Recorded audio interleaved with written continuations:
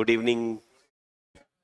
तो हम लोग बात करेंगे आज अपनी करंट पर्सपेक्टिव सीरीज में दो एक तरीके से digital initiative of government of India, Bharat सरकार की दो डिजिटल पहल के बारे में बात करेंगे हम। एक तो बात करेंगे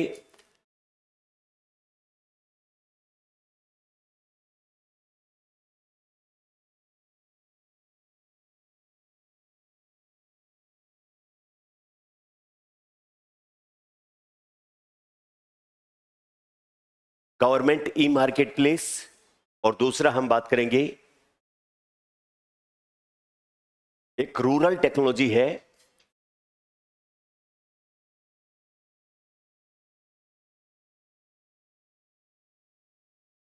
जो office of principal scientific adviser of India, Bharat के जो प्रधान वैज्ञानिक सलाहकार है, उनके ऑफिस के साथ मिलकर नाबार्ड ने स्टार्ट किया है ये पहल, जो भारत के ग्रामीण विकास के लिए महत्वपूर्ण भूमिका निभाएगा।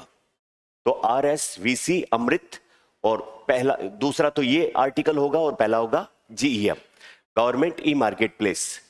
ये वाला जो टॉपिक है ये अपने को बहुत सारी जगह पर मदद कर सकता है। जैसे ये मदद कर सकता है इकोनॉमी में इंक्लूसिव डेवलपमेंट, जो टॉपिक है कंसेप्ट समावेशी विकास, उसके ऊपर अपनी मदद कर सकता है। समावेशी विकास में क्या होता है? इकोनॉमिक डेवलपमेंट का फायदा सोसाइटी के प्रत्येक सेक्शन तक पहुंचे, ग्रास रूट लेवल पर। एथिक्स में जब आप बात करोगे सर्वोदय की, अंत्योदय की, उस समय पर गांव में एक बैठा हुआ व्यक्ति अपने प्रोडक्ट, अपने सर्विस कैसे नेशनल लेवल पर सेल कर सकता, बाय कर सकता है।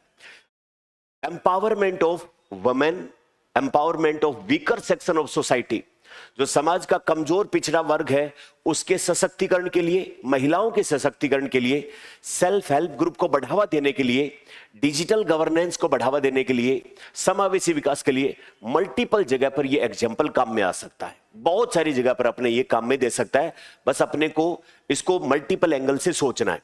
सोशल, इकोनॉमिक, गवर्नेंस, एडमिनिस्ट्रेशन सब तरीके से महत्वपूर्ण है। तो देखते हैं सबसे पहले ये है क्या। तो पहले हम GEM की बात करेंगे, government e market place. G capital है, E स्मॉल है और M कैपिटल है, ऐसे लिखा जाता है इसको। 9 अगस्त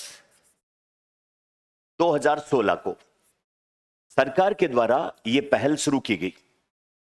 इसके लिए जो काम करता है, नोडल एजेंसी है, वो एजेंसी है मिनिस्ट्री ऑफ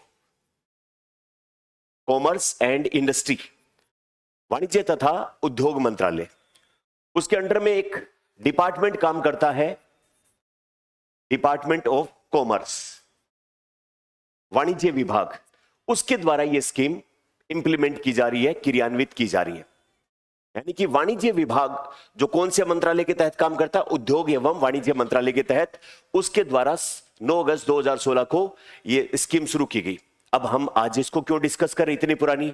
क्योंकि अगस्त का महीना चल रहा है और 9 अगस्त 2026 को इसके 10 साल पूरे हो जाते हैं। 10 साल का लेखा जोखा सरकार ने अपने को बताया है, ये कितनी कामयाब रही और कितनी जगह पर ये अपने लिए मदद कर सकती है।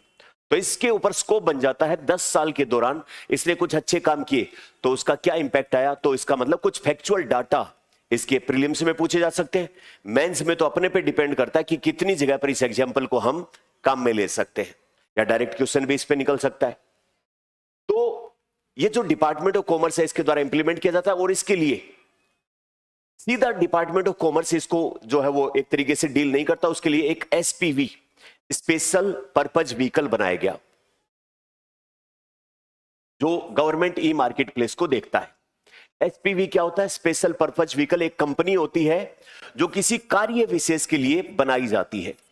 जैसे सरकार के द्वारा कोई योजना, परियोजना शुरू की गई, उसमें सरकार खुद डायरेक्ट इन्वॉल्व नहीं होना चाहती है। क्यों? क्योंकि जैसे ही सरकार डायरेक्ट इन्वॉल्व होती है उसके अच्छे बुरे कार्य के लिए वो खुद जिम्मेदार हो जाता है, उसका डिपार्टमेंट जिम्मेदार हो जाता है। इसकी बजाय सरकार एक ऐसी इंटरमीडिएटरी कंपनी बना दे जिसकी लायबिलिटी, उस प्रोग्राम की अच्छे बुरे की सारी लायबिलिटी इसकी तय हो जाती है। उसका जो आगे वाला जो डिपार्टमेंट है वो इससे बचा रहता है। तो इसलिए अलग अलग क्षेत्र में, जैसे हाईवे बनाना है या और कोई इंफ्रास्ट्रक्चर प्रोजेक्ट चलाना है या कोई डेडिकेटेड पॉलिसी प्रोग्राम बनाना है, तो बहुत सारे कार्यक्रमों के लिए सरकार बना देती है स्पेशल पर्पज व्हीकल। विशेष उद्देश्य के लिए तैयार किया गया एक वाहन स्पेशल पर्पज व्हीकल, एसपीवी बोलते हैं। तो इस भी गवर्नमेंट ई मार्केट प्लेस को सरकार के 100% स्वामित्व वाली एक कंपनी जिसका नाम है GEM SPV, government e market place special purpose vehicle, ये इसकी देखरेख का काम करती है। जो किसको रिपोर्ट करेगी? Department of commerce. ये किसके अंडर में है? Ministry of commerce and industry, उसके अंडर में काम करती है। अब इससे हो क्या गया? इसके माध्यम से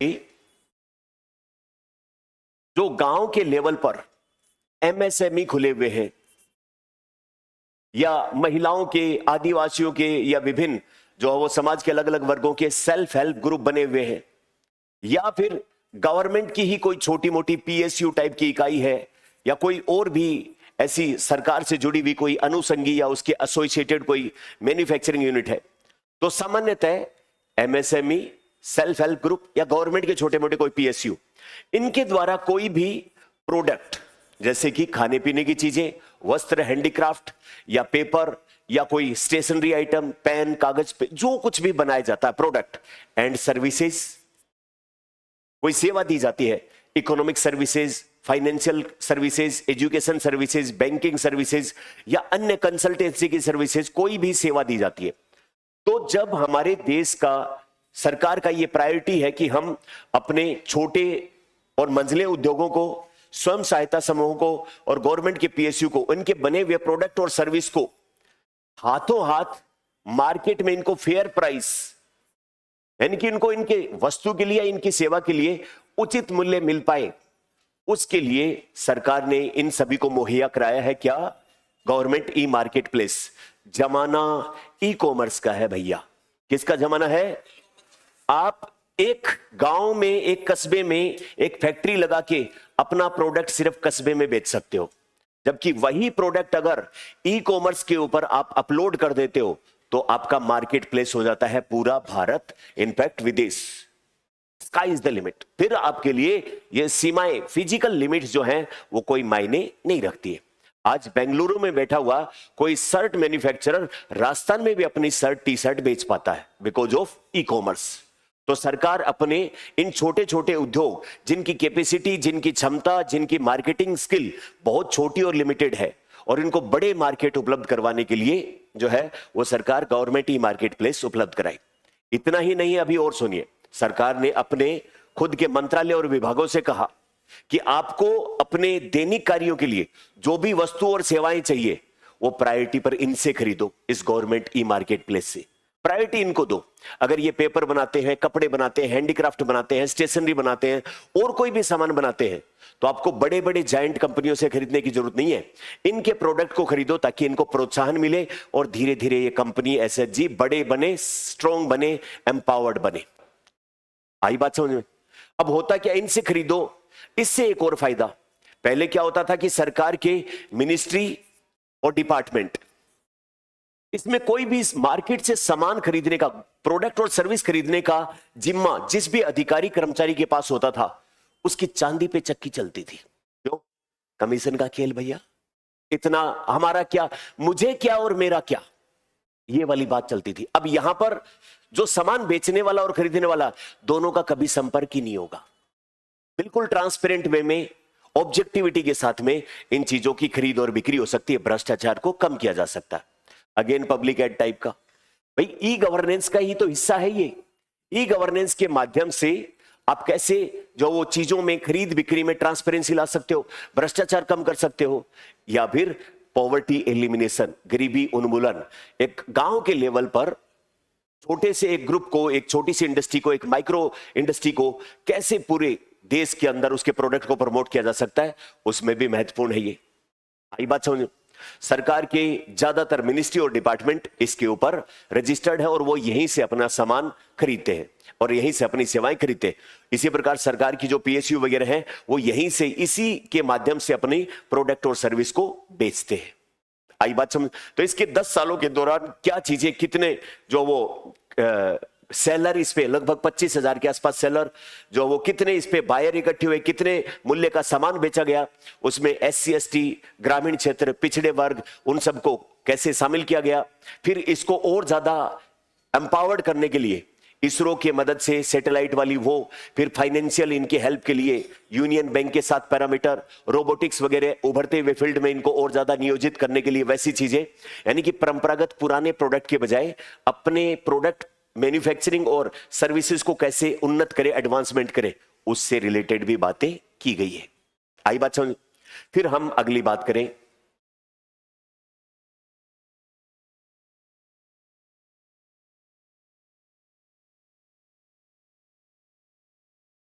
ये एक पोर्टल अभी जारी किया है, RSVC अमृत।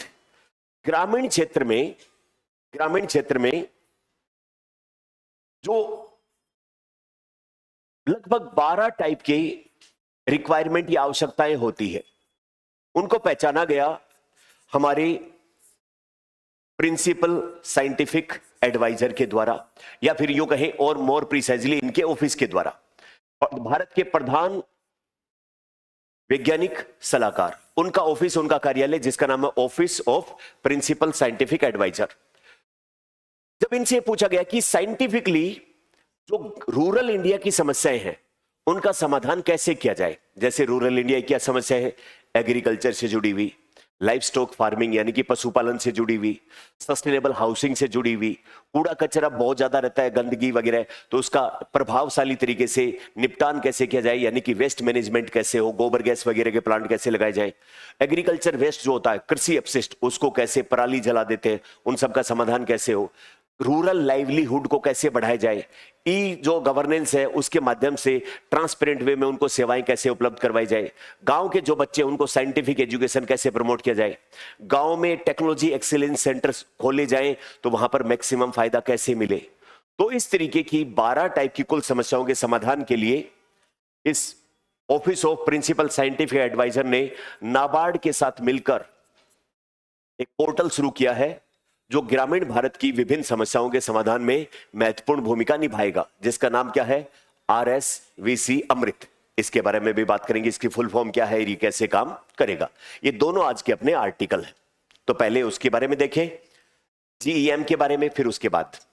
तो 9 अगस्त 2016 को शुरुआत किया गया सरकार का खरीद बिक्री का डिजिटल, पारदर्शी और कुशल, यानी कि डिजिटल, ट्रांसपेरेंट और एफिशिएंट, इस उद्देश्य से GEM की शुरुआत की गई। अब इसके कितने साल हो गए, 10 साल। 10 साल हो गए तो करंट में इस पे सवाल बनता है, उससे रिलेटेड बातें अपन देखें।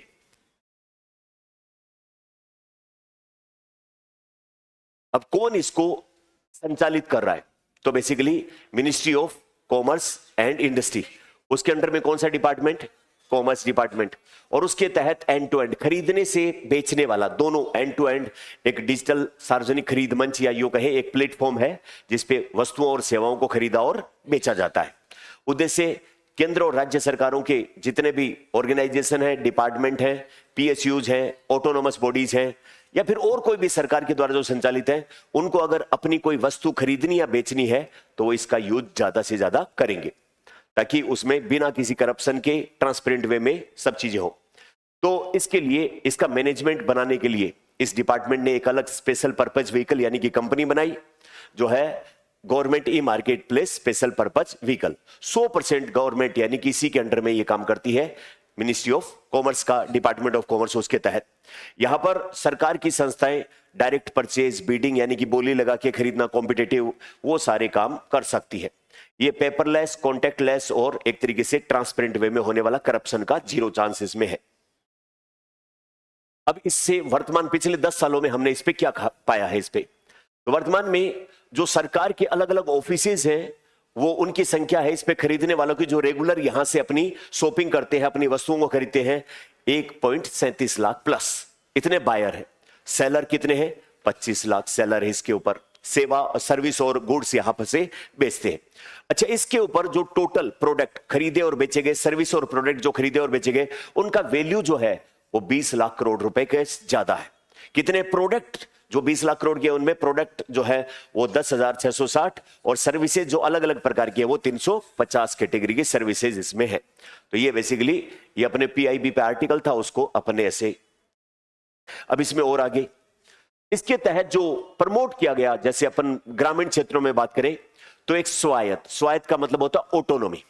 ऑटोनोमी मतलब जो छोटे और कमजोर उद्योग है, जो शुरुआती दौर पर है, अपने इनिशियल फेज में, उनको जो है वो ज्यादा एडवांटेज इससे मिले। तो स्टार्टअप, जिन नए बच्चों ने नए आइडिया के साथ अपनी कोई बिजनेस शुरू किया है उसको स्टार्टअप कहते हैं। वुमेन, महिलाओं द्वारा, और यूथ एडवांटेज थ्रू ई ट्रांजैक्शन, इसका शॉर्ट फॉर्म क्या बन जाता है? स्वायत्त। तो एक सवाल ये भी बनता है, व्हाट इज स्वायत्त स्टैंड्स फॉर? स्वायत्त की फुल फॉर्म क्या होती है? तो स्टार्टअप, वुमेन्स एंड यूथ, तीन इसमें टारगेट ग्रुप है, स्टार्टअप, वुमेन एंड यूथ। उनका एडवांटेज किसके थ्रू? ई ट्रांजैक्शन, यानी कि उनके स्टार्टअप या उनकी जो कंपनी या जो भी उनकी फैक्ट्री इंडस्ट्री है उसके द्वारा जो भी खरीदा बेचा जा रहा है वो ई ट्रांजैक्शन के माध्यम से। इससे क्या होगा? महिला और छोटे जो उनको ज्यादा उनका प्रोडक्ट एंश्योर, मतलब श्योर बिक जाएगा।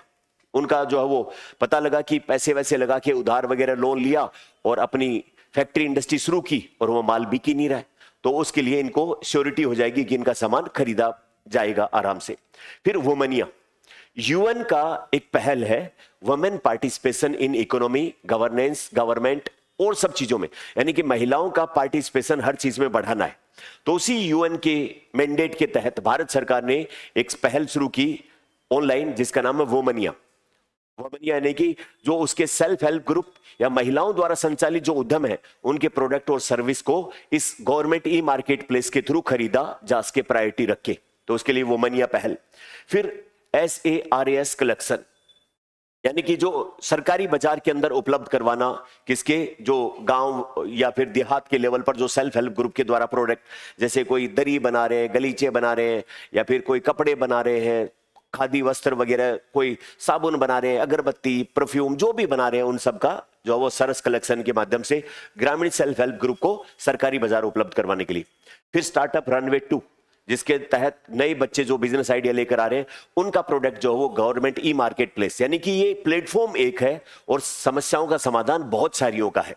इसी प्रकार GEM सहाय का मतलब यहां पर सहायता है, यूनियन बैंक के द्वारा जो गवर्नमेंट ई मार्केट प्लेस पे अपने प्रोडक्ट को बेच रहे हैं और उनको आगे बिजनेस एक्सपेंशन करना है या और कोई भी पैसा, वर्किंग कैपिटल चाहिए, तो यूनियन बैंक ऑफ इंडिया उनको मतलब उनकी बिना किसी कोलेटरल, बिना किसी एक तरीके से क्रेडिट के रूप में कोई जमा कराए उनको पैसे की मदद मिल जाती है।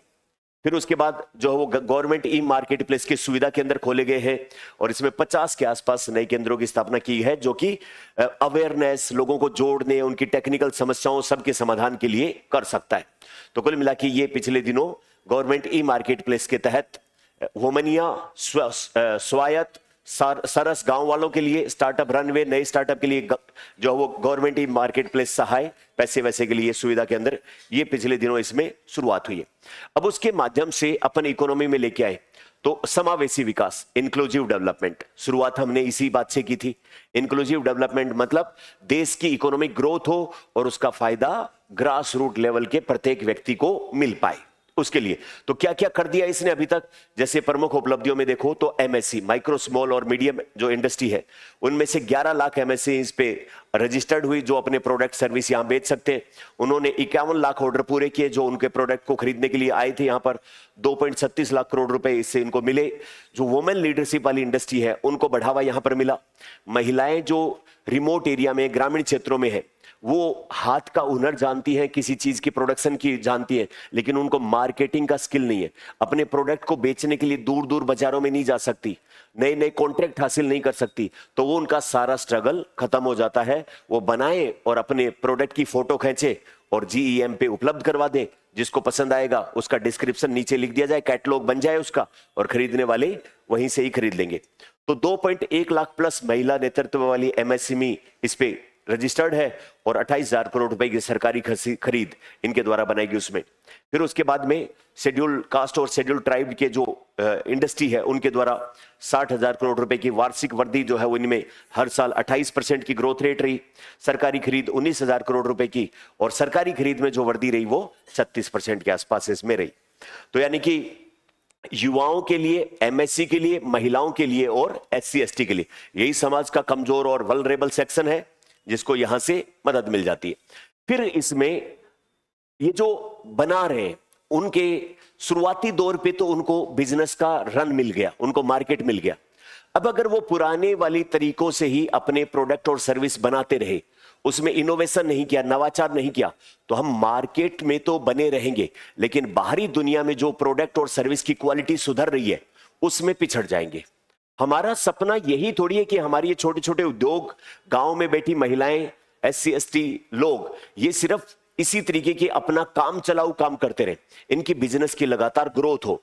वो न केवल नेशनल लेवल पर कि अपने प्रोडक्ट की क्वालिटी और उसकी जो पैकेजिंग है उसकी गुणवत्ता जो है वो इतनी सुधारे कि उसका नेशनल इंटरनेशनल लेवल पे भी डिमांड हो। तो इसलिए इसमें नवाचार में, तो इसमें अपनी इसरो की एक सहायक कंपनी है इनस्पेस, उसने स्पेस टेक यानी कि उनको कोई भाई सैटेलाइट आधारित सेवा उनके प्रोडक्ट के लिए या और किसी तरीके की सुविधा चाहिए तो उनको लिए। इसी प्रकार ड्रोन फेडरेशन ऑफ इंडिया जो ड्रोन के प्रोक्योरमेंट, ड्रोन इनोवेशन उससे संबंधित, तो ये नए उभरते हुए जो नई फील्ड है जिनमें जो वो छोटे एमएसएमई उनके प्रोडक्ट और सर्विस को बेचने में मदद करें। फिर गवर्नमेंट ई मार्केट प्लेस सहाय, मतलब सहायता किसकी? पैसों की।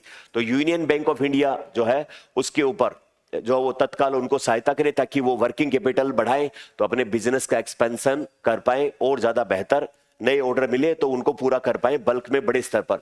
फिर कैपेसिटी बिल्डिंग में, तो कैपेसिटी बिल्डिंग मतलब स्किल बढ़ाना, मैनेजमेंट चीजें देना, अपने प्रोडक्ट को आकर्षक बनाना, उसके अत्याधुनिक कैटलॉग तैयार करना, उसके फीचर्स को लिखना। भाई अपन बाहर एक रेडी पे खड़ा हुआ व्यक्ति है, वो सिकंजी बना के बेच देता है, 20 रुपए अपने से लेता है और 20 रुपए में अपन सिकंजी पी के चले जाते हैं। एक होटल में, एक रेस्टोरेंट में वही सिकंजी, उसके ऊपर 4 पुदीने की पत्ती और एक नींबू काट के और साइड में गिलास पे टांग दे, उसको सिकंजी की जगह लेमनेड कह दो और लेमनेड के नाम पर फिर वही 20 रुपए वाला गिलास हो जाए मान लो 100 रुपए का। सही है? अगर उसको सिकंजी कहोगे तो 20 रुपए का और लेमनेड कहोगे तो 100 रुपए का, है कि नहीं? अगर अपने घर में खिचड़ी बनती है तो उसका कोई आर्थिक मूल्य नहीं मानते हम और 20 बार नाक को ऊंचा नीचा करते हैं, ये क्या बना के रख दिया। 5 स्टार होटल में जाओ और उसने कोई नया सा नाम धर दिया और इसमें जो वो सीरियल्स है, मोटा अनाज है, इसमें वो पोषक तत्व है, आयरन इतना परसेंट है, वो इतना परसेंट है, उसने थोड़ा डिस्क्रिप्शन बना के उसका अपने कैटलॉग में रख दिया और कहेगा कि भाई 1500 रुपए की है एक बाउल, इसकी एक कटोरी, जिसमें घर के अंदर अपन होते तो देखते भी नहीं है और वहां पर उसको बढ़िया है, अच्छा है।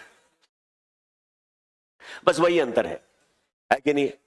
तो इसलिए ये इनको नए नए मैनेजमेंट की स्किल, अपने प्रोडक्ट को बेहतर पैकेजिंग के लिए, रेटिंग के लिए, उसको कॉम्पिटिटिवनेस बनाने के लिए अलग अलग जो है वो कुछ इंस्टीट्यूट्स के द्वारा इनको ट्रेनिंग, ओरिएंटेशन प्रोग्राम जो है वो स्टार्ट करवाने की बातें की गई। इसी प्रकार जो है वो ये फैक्ट्री इंडस्ट्री वगैरह है, इनके कर्मचारियों का शोषण ना हो और इस तरीके की चीजें ना हो तो उनका रजिस्ट्रेशन वगैरह ईपीएफओ जो कर्मचारियों के प्रोविडेंट फंड वगैरह देखता है उसके थ्रू भी इनको रजिस्टर्ड करवाया गया ताकि ये ज्यादा बेहतर मैन पावर को कर पाए। फिर महिला सशक्तिकरण और समावेशन, यूएन के वुमेन वाले में वुमेन या इनिशिएटिव को अपन बढ़ावा दे रहे हैं और साथ में महिला आधारित तो जो एक तरीके से महिला लेड इंडस्ट्री और स्टार्टअप है उनको ज्यादा प्रमोट किया जा रहा है, जेंडर रेस्पॉन्सिव और इंक्लूसिव, यानी कि ये अपने लिए मल्टीपल सब जगह पर काम में देने वाला एक आर्टिकल है। अब अपने पे है कि अपन इसको कहां कहां काम में ले सकते हैं, है ना? आपको दिमाग में रखना चाहिए डिजिटल गवर्नेंस, सोशल एम्पावरमेंट, महिलाओं के सशक्तिकरण, सरकार का ई गवर्नेंस वाला पार्ट, सब जगहों पर ट्रांसपेरेंट और उन सब पेपरलेस और वो सब चीजें उसमें आ सकती है। फिर उसके बाद है जो वो रूरल वाला एक अपना नया पोर्टल। यहां पर आर का मतलब जो है ये है रूटैग स्मार्ट विलेज सेंटर। यहां पर रूटैग का मतलब है rural technology action group. Rural technology action group का मतलब क्या? गांव की जो समस्याएं होती है, चाहे वो एग्रीकल्चर की है, चाहे वो स्किल की है, चाहे वो वेस्ट मैनेजमेंट की है, चाहे हाउसिंग की है, उन सभी के समाधान के लिए रूरल टेक्नोलॉजी एक्शन जो है वो ग्रुप उसको प्रमोट करने के लिए गांव के लेवल पर स्मार्ट विलेज सेंटर स्थापित किए जाए। तो रूटैग स्मार्ट विलेज सेंटर का यहां पर रूटैग के लिए तो अपन लिख दिया आर और SVC मतलब स्मार्ट विलेज सेंटर। और ये जो अमृत है, इसका मतलब भी गांव में इनोवेशन और टेक्नोलॉजी को प्रमोट करने के लिए शुरू की गई पहल है। तो RSVC अमृत प्लेटफॉर्म शुरू किया गया है किसके द्वारा? नाबार्ड के द्वारा। नाबार्ड जो ग्रामीण और कृषि क्षेत्र को प्रोत्साहित करने वाला बैंक मुंबई में, और इसने नाबार्ड ने किसकी मदद से? Office of principal scientific adviser की मदद से ये प्लेटफॉर्म स्टार्ट किया है। इसका उद्घाटन जो है वो अपने प्रिंसिपल साइंटिफिक एडवाइजर, जिनका नाम है प्रोफेसर अजय कुमार सूद, ये अपने लिए पर्सन इन न्यूज वाला जो कैटेगरी होती है उसमें एक सवाल बन जाता है। तो भारत के प्रधान वैज्ञानिक सलाहकार इस समय कौन है? प्रोफेसर अजय कुमार सूद। तो ये भी अपने लिए एक अलग सवाल बन जाता है। तो इससे होगा क्या? होगा ये कि ग्रामीण क्षेत्रों की जो समस्याएं हैं उनको टेक्नोलॉजी, इनोवेशन और जो वो विभिन्न प्रकार की समस्याओं के समाधान के लिए हम ग्राउंड लेवल पर काम कर पाए। देखिए, अपने देश में लैब के अंदर बहुत सारी रिसर्च होती है, लेकिन वो प्रैक्टिकली पॉसिबल नहीं, इंप्लीमेंटेशन के लेवल पर समस्या है। लैब में एक वैज्ञानिक ने कोई सिस्टम, कोई इनोवेशन, कोई नई चीज बना दी, लेकिन जब तक इंडस्ट्री, फैक्ट्री या ग्राउंड लेवल पर उसका बड़े स्केल पे प्रोडक्शन या इंप्लीमेंटेशन नहीं होगा, तब तक वो लैब में की गई रिसर्च किसी काम की नहीं है। तो अब क्या किया, भारत के अलग अलग रिसर्च सेंटर में जो लैब के अंदर नई नई इनोवेशन हुए हैं, नई नई टेक्नोलॉजी हुई है जो ग्रामीण क्षेत्र की समस्याओं का समाधान कर सकती है, अब उनको लैब से निकालकर गांव में ऐसे जो वो रूटएग स्मार्ट विलेज सेंटर खोल के और उनके माध्यम से रियल में जाके ग्रामीणों की समस्याओं का समाधान करना और उसकी ऑनलाइन मॉनिटरिंग वगैरह करने के लिए ये प्लेटफॉर्म यहां पर डेवलप किया गया, ताकि उनसे संबंधित कोई भी समस्याएं हैं उनका समाधान ट्रांसपेरेंट वे में ज्यादा बेहतर तरीके से किया जा सके। तो ये इसका जो है वो एक तरीके से उद्देश्य है, ग्रामीण क्षेत्रों में टेक्नोलॉजी और इनोवेशन की मदद से जो प्रयोगशाला में एक तरीके से एक्सपेरिमेंट बेस पे चीजें की उनको ग्राउंड पे इंप्लीमेंट करना, यानी कि लास्ट माइल तक साइंस और टेक्नोलॉजी लोगों के जीवन को ट्रांसफॉर्म करके, खास करके जो गांव है वो पिछड़े हुए रहते हैं because of lack of technology and innovation, जल्दी से वो अपनाते नहीं है। तो इसलिए तो इसके तहत जो है वो रूरल टेक्नोलॉजी एक्शन ग्रुप जो है उसके तहत पंचायतों में स्थापित ग्रामीण क्षेत्रों में एक स्थायी तकनीकी केंद्र है और उनको मॉनिटर करने के लिए, उनको कोऑर्डिनेट करने के लिए जो है वो एक पोर्टल की स्टार्ट किया गया है नाबार्ड के द्वारा। अब ये जो टेक्नोलॉजी बेस्ड चीजें होंगी उनको इंसेंटिवाइज भी करना पड़ेगा, उनको फाइनेंस भी करना पड़ेगा, उसके लिए कुछ पैसे भी लगाने पड़ेंगे। वो नाबार्ड के माध्यम से सरकार अलग अलग पॉलिसी प्रोग्राम के माध्यम से जो है वो काम करेगी। अब इसमें जो रूटएग वाला स्मार्ट विलेज सेंटर है उसमें 12 टेक्नोलॉजी बेस्ड ट्रैक शामिल हैं, जिसमें गांव के अंदर एग्रीकल्चर और एग्रीकल्चर का जो वेस्ट पैदा होता है उसका मैनेजमेंट बेहतर तरीके से किया जा सके।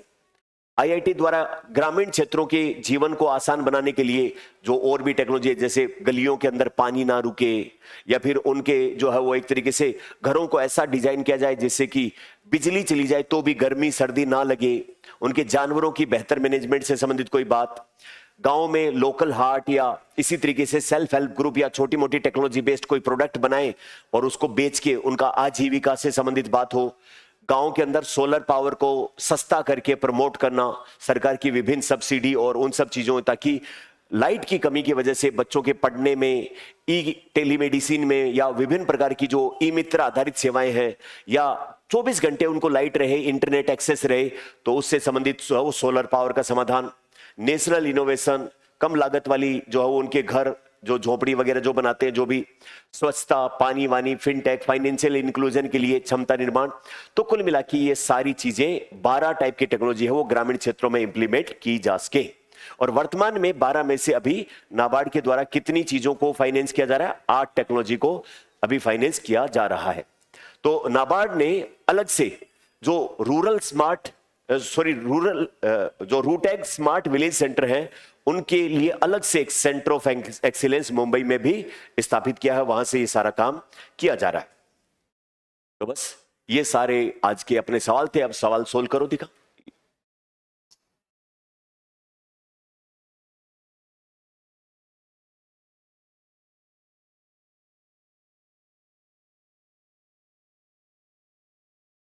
दोनों आएंगे इसमें, बाकी सब ठीक है। पहला, दूसरा और चौथा सही। अगला बताओ।